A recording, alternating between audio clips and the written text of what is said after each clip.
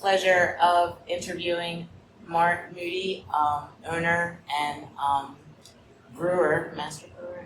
So Former I'm owner. no longer owner. I'm an employee. Oh, you're just an employee. Just an employee. Just an employee. I shouldn't say just. Sorry. But I am a master brewer. Yes, yes. So, former owner, master We'll say brewer, founder, Founder. yes, founder of Double Brew Brewing Company So in Harper County. we figured we'd bring them to you today because Marty brings them up on every episode.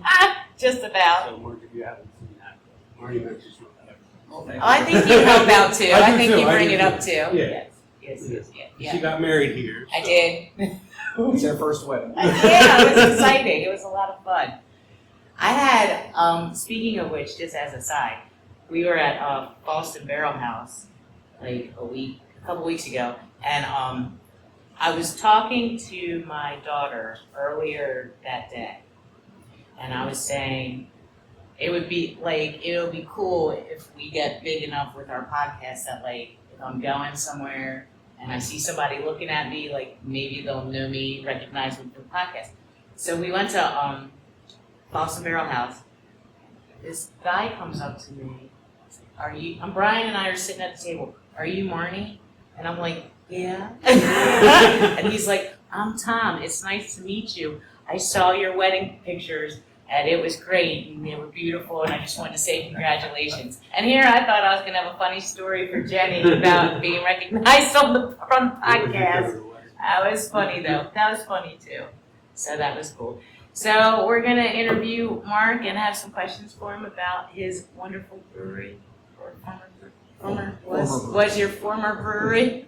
What are you doing? So right now, brewing, a lot of production work, work with tap room every couple of weeks, and really just trying to get the place handed off to Kyle and her new owner Dan. So that's my job. Yeah.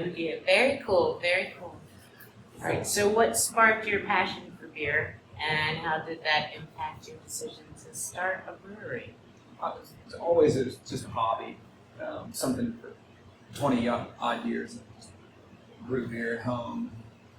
Started out the simple way with one of the Easter beer kits and made really awful beer. And then wanted to figure out how to make better beer, and it coincided with my science background.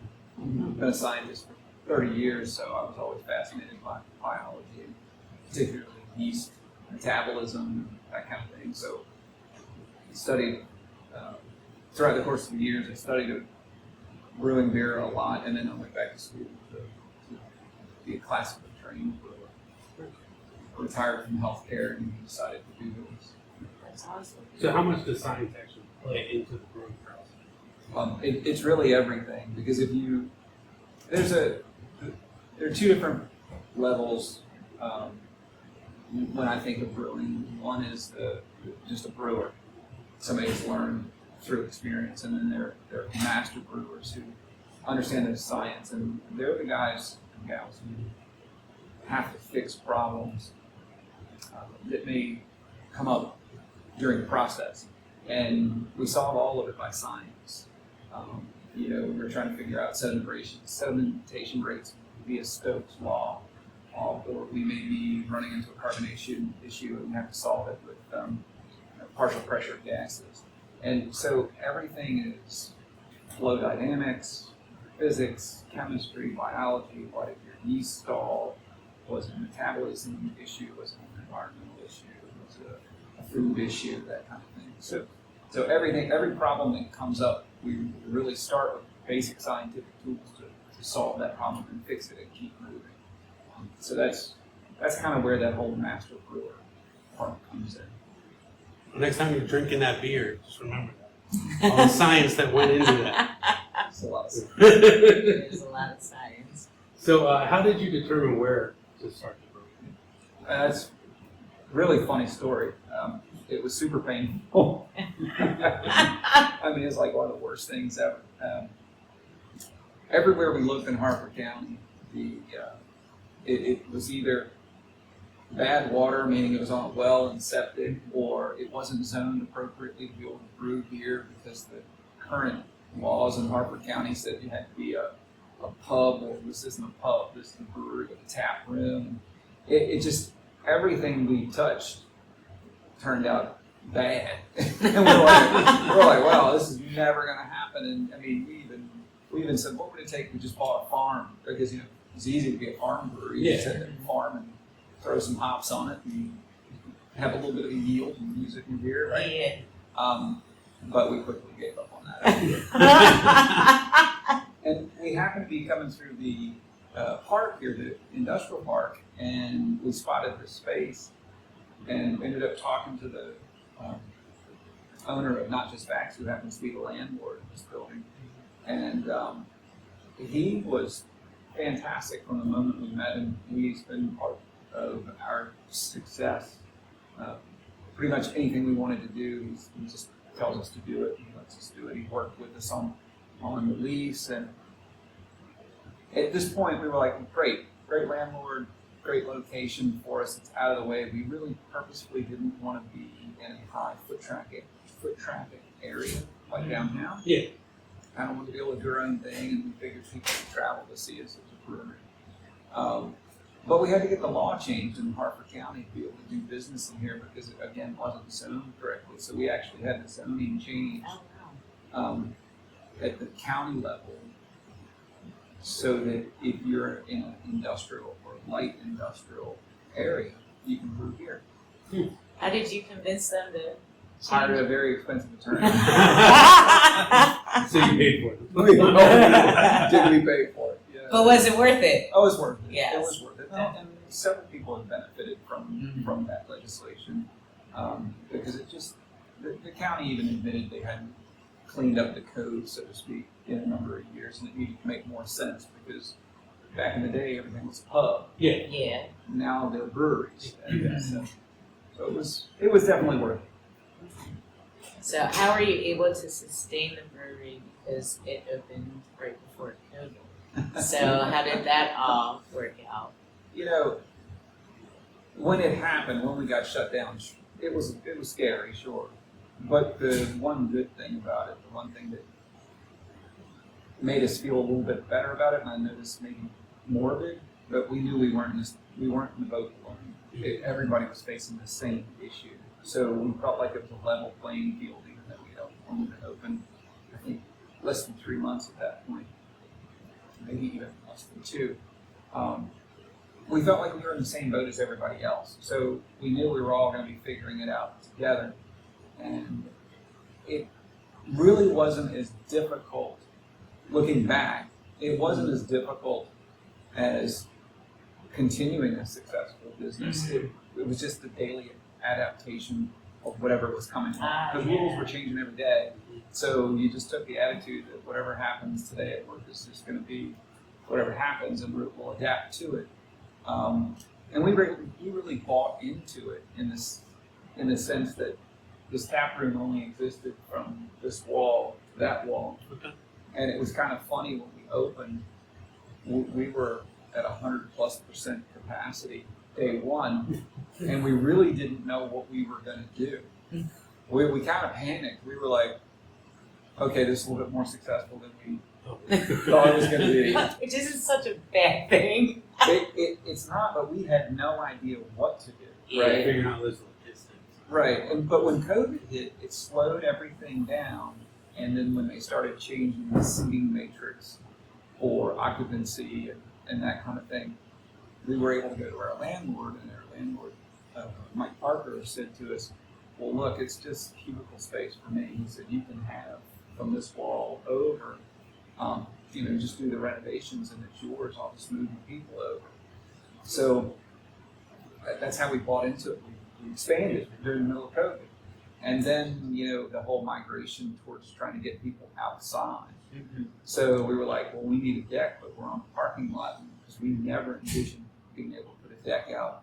And fortunately, at the time in this county, we had a great administration who was doing everything in their power to make sure that businesses stayed open and survived. And we said, well, we want to put a deck on a parking lot outside of our business. They were like, do it. Just get it done. Stay open. Yeah. And ultimately, we have to thank our patrons our patrons did not want to see us go under. They were very worried that we were going to go under, and they're the ones who saved us. They showed up every day in their car for to-go beer. I rode around on my motorcycle and delivered beer to houses. It was weird, but it worked. We came in the morning and put canned beer together, and people would start showing up about 2:30 or 3 o'clock in the afternoon for their to-go beer. And we just handed it through the windows in the car, and we were like, well, we don't know when normal is coming back, but this is working, so we just kept at it. Yeah. And then when people started being able to go out and return, I bet it was pretty steady and full here. It was steady and it was full. People were still struggling to adjust to masks inside, no mask inside, where they had to sit, and I think everybody just had a little bit of grace behind what needed to be done, and after a couple of years, everybody was mellowed out anyway. So it worked out pretty well. Yeah. But I noticed throughout COVID and during and after that the community really rallied around every local business. So the local guy actually got more of the business than the chains, and I don't know if you saw that, but we saw that at HUMA. I mean, they really rallied around us, and the community kept us in business. I mean, Sure, it same thing happened here. I mean, we had people coming in buying gift cards, and they're like, we don't know if we'll ever be able to use them, but if it helps you out with cash flow, we want to see you survive. Yeah. We were like, that's really cool. Mm-hmm. Yeah, I know. You're very dear to the local people, because every time when we're out and about talking about Double Brew, everybody just raves about it. It means a lot to everybody. That's great. We appreciate It it very does. much. It really does. It does. So how do you determine the names of your beers? And this will probably go into how you came up with the name Double Groove, and then specifically which song it reflects. Oh, So how do you? well, I tell you what, let's start with the name Double Groove.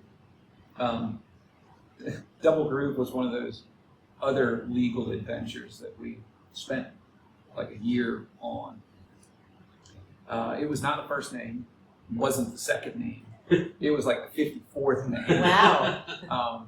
We trademarked. We wanted to trademark our business. We wanted to make sure that we were successful, that nobody could infringe on our name. So, again, we went to another very expensive lawyer who works in trademark in Baltimore, and he got us all set up, and he said, well, just send me your names, and we will tell you whether you can have them or not. Because some names, if they're too common, they're public domain. Mm-hmm.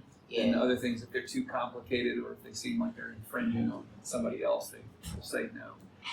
So we were all excited because we had a top list of like 6 names, and any of them were great, and we were ready to go. And it just became like a daily joke. We'd get the email back, no. I looked at our business partners at the time, and I'm like, I don't know what to do. I mean, do we just not trademark it and go with what we like and hope for the best? And finally, one of the original founders of the business partners of mine said, my daughter came up with a really cool name. It's called Double Groove, and it has to do with the theme of the brewery anyway. And I'm like, okay, I'm definitely listening.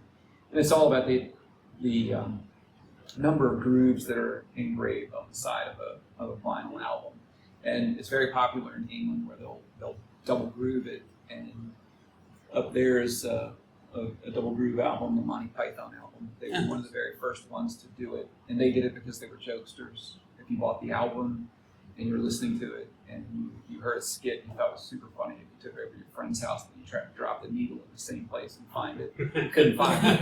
So, but there are a number of double groove albums on the wall, and it helps artists get more tracks on an album. It's cheaper to produce. So it's kind of an intricacy, but it's also a novelty. It's not something that you see in the mainstream. It kind of describes it. Yeah. I'm a vinyl guy. I just learned. So that's how we came up with Double Groove. Again, an adventure. Not one that I want to repeat. No. What would it be if it wasn't an adventure though? Well, I had 53 choices. They were a myriad of. Do you even? Can you give us an example of a couple? Just So the one that I really liked infringed too much on music. It was Strange Magic Brewing. So I really liked that. Mhm. Everybody had their favorites. And it was kind of funny because all of the naming that we've done here is by committee. So when you ask the question about how we name our beers, we have some internal rules. One, we want to keep it classic rock. It has to be the name of the song, not the album. And it has to fit. It has to sound right. It can't, for example, fun German beer that will be out is there, Breaking the Lager. It's a dark Dortmunder Union beer, and it's a lager. So breaking the lager, it just kind of rolls. It makes sense. Breaking the law, you're almost there, right? Yeah. So somebody will throw names out. Usually we have 4 or 5 names that people throw out, that work here. Everybody contributes, and it'll always be that one where they go, that's it. You got to name it that. That fits. So that's kind of how we name them. Cold as ice. Yeah. It works. It rolls off of it. So it's not really about the style of beer to the name. Okay. It's kind of what works. Give me 3 hops. Yeah. Right? I've got 3 different hops in the beer. You drink enough of it, you will be hot. So it's a lot. It's just fun. It's supposed to be fun, and it's fun for our patrons. They come in and they look at the names and they're like, that's from so and so album. And sometimes they'll come to us and say, I can get like 12 of the beers, and I know all the albums. What are these other 2? Because sometimes we have obscure names. Which is your favorite beer? Give me 3 hops. Yeah. Yeah, that's our flagship beer. I brewed it before we opened the brewery. We took Best in Class and Best in Show for it, and that was off the stovetop in my kitchen. Cool. So Some of the best beers. it's been on ever since, and it's always been on tap too. And hopefully the new owners will keep it that way Yeah. if they're smart. I'm sure they are. So how do you decide what style of beer you're going to do? I know some of it's probably seasonal. Definitely, we try to be in season and in style. So there's 2 different things to brewing. One, when you brew a beer, you want it, or at least I want it to be stylistically correct. And I'm a huge fan of German beer. That's really what my emphasis in training was in German beers, and their styles are very specific. When you look at a Munich Helles, it needs to be light and bright and carbonated, and clean and crisp, and not too malty and not too sweet and not too hoppy, and it's got to have noble hops in it. So it's a very specific thing.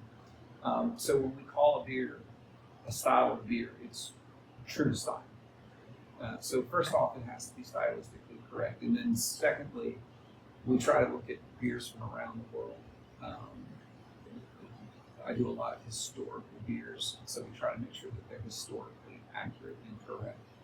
Our Kentucky Common, it's only 1 or 2 beers that we want to go medal for, and it's a historical beer, so we try to replicate that as well. So we look for a variety of things. What we think the consumer will want, because there are some beers that we would like to brew that would appeal to like 5 people, and so we stay away from those, and we look for things that are traditional and exciting to appeal to everybody. I know that, and then lastly, my instructor in school always told me, brew what you like. Yeah. At the end of the day, brew what you like. Because you're putting the love into it. So if Exactly. you don't like it, then it's going to be work. Exactly. I do want to ask too about your posters, your prints for your beers. How do you come up with them? Who comes up with them? Oh. Do you sell them? We do sell them. We get them printed off as people purchase them if they want them. We have a guy, and he's a retired graphic artist, hippie, long hair. He's a fantastic guy, Jim. I'm not going to say his last name, because I don't know if he wants me to put it out. Jim is really cool. I'll call him up and I'm like, hey, Jim, this is a style of beer that I'm coming up with. This is the name you come up with it, and I'll maybe give him some landmarks of kind of where I want it to be, and I'll be like, run with it. And he'll come back with ideas, and he'll be like, here you go. And sometimes it's immediate love at first sight. We're like, oh, that's really cool. You nailed it. And sometimes we're like, well, we get it, but can we do something different? One of the ones that we just did, or two that we just did, is Dr. Hayes Good and Lunatic Red Lager. With the Lunatic Red Lager, that was very interesting to me because it's after the movie Lunatic Fringe by Red Ryder. And when I told him that, his mind went in this completely different direction, but nailed it.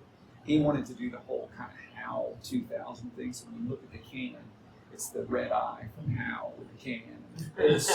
It's or Space Odyssey, Space Odyssey 2000. And when everybody saw it, they were like, "God, it couldn't be more perfect." Because he'll get the lettering for the error right. It's a lot of fun. And Dr. Hayesgood, I told him I wanted it to be like a Batman motif with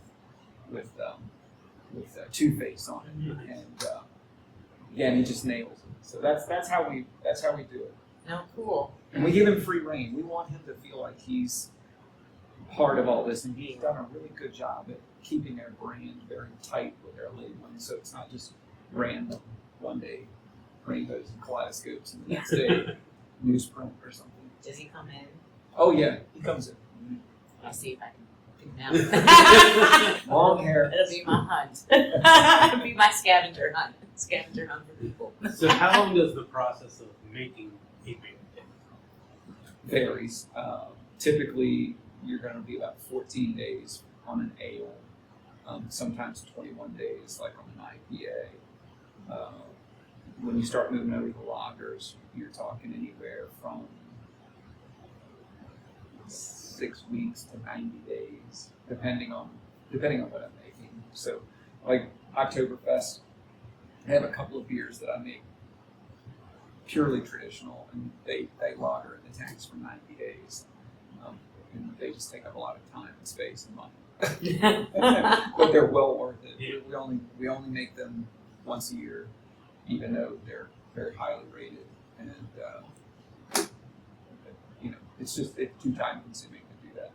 So how long does it take you to come up with the recipe and all that? Leading into it? It really depends. I'm a big fan of history, so I like to research beers and make sure that whatever I'm producing is accurate. We have some beers that are really good sellers that are styles that are produced elsewhere in the county. But I think the difference is the research that I put into the historical aspects of the style and making sure that I'm mimicking what was done in other countries at other periods of time. We do, and it's not up this year, I'm kind of disappointed about it, we do a traditional Berliner Weiss, which is a German sour. And it was dubbed Champagne of the North when Napoleon occupied Berlin. And that took me a while. So that was just a big piece of paper sitting next to my nightstand every night. I'd make notes, do a little bit more research and make notes, and then try to figure out how to do what was being done when Napoleon was around. So That's cool. That's neat. You kind of touched on all of this, but specifically, if you had to put, like in a sentence or a couple sentences, what is your brewing philosophy or approach, and what makes your beer unique? So first off, I would say simple. I see a lot of beer being made that is just overtly complex. Beer came from very simple recipes, so I say keep it simple. But for me, because I'm a scientist, it has to be technically correct. We spend a lot of time on technicalities here, probably to the dismay of Dan and Kyle. But they get it. They get why. So we track every metric. So keep the recipe simple, but keep your what you're doing technically correct, and make sure that it fits within the accepted style. Um, it's going to be rare that you ever come in double brew. I won't say it won't ever happen, but I hope it doesn't ever happen.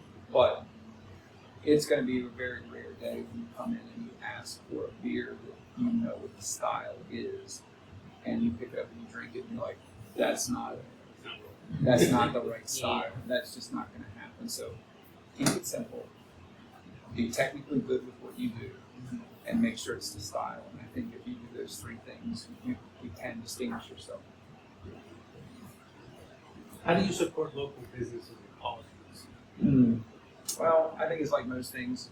You know, we find the things that we like and we support those. And I get it. There are a lot of organizations who are looking for support. You know, we get 10 emails a week asking us to support folks, and we just said, you know, how do we come up with some sort of scheme that would support everybody? And we're like, well, we can't really do a good job across the board, so why don't we just support the things we like? So we're huge dog lovers, or animal lovers. So we support Luna's House. We have Hero Rescue here. They do, I think, every other month, and we do events that you can donate to Luna's House, whether it be for supplies or just raising money. They're a big focal point for charity for us, as well as the Sheriff's Deputies Union. They've been a big charity that we've gone after just because we think, you know, so many people are sacrificing for us. It's the least we can do. So those are really the ones. And then, you know, sometimes businesses come to us and say, hey, you want to partner and do this or that. And we try. We try as much as we can. You also have vendors for your during your events, because that was how we got the cookies for the ceremony. Oh, here, yeah. Because Sweet Day Cookies was over there, and we purchased one, and we loved it, and we said that's going to be for our ceremony. See, that's why Lisa should have been here today, because she could answer a question like that. That's true. Lisa has a good relationship with a lot of different vendors and tries to give them an outlet through us, like Beer Bond and Middles that's coming up. We have a lot of vendors that come to that, and we want to see them succeed just like anybody else. So any relationship that we're getting into, we want it to be as successful for them as it is for us. We want everybody to benefit from it. Before we get off of that, when is that coming up? So, well, Beer Bond and Middles is scheduled for this Saturday, but I think it's being moved to Sunday because of the weather. we'll have to push. We'll push it out before. It's being for Sunday? Maybe we're going to figure that out tonight. Oh, I thought it was next week, like the 13th. No, it's scheduled for this Saturday. Or did you have something else scheduled for next week? Because I know I looked at something and I was like, we can't go because we're going to see Eric Clapton in concert. I was upset. Maybe not. I have to look at the board now. What's that? Oh, you're right. Oktoberfest is the 13th. Yeah, that's what I'm missing. Oktoberfest. I'm all upset. Thank you, Dan. Thank you. And that's actually my favorite event of the whole year. We just do it here in the parking lot, and it's just so much fun because we have such great German beer. And if you can't find something that you like, then you just don't like beer. Yeah. I promise you that. Well, I'll be able to come on Sunday then, if it gets switched to Sunday. Yep, it'll be down at I'll be able to come. That's exciting. Because I'm not going to, Brian has a Lodi gig, but I'm not going. I'm going to go out to dinner with my daughter. There you go. So, I'm going to go there before she gets off work. Swing by. That's exciting. I'd be happy. Cool. I'd hate for you to have to switch it, but I'd be happy. We've done it before. Yeah, we've had to because of the weather. Do you collaborate with other breweries on things? We do, not as much as we used to, and I think that's just kind of a trend in the industry right now. There's just, I think that used to be something that happened more, where folks would collaborate on beers.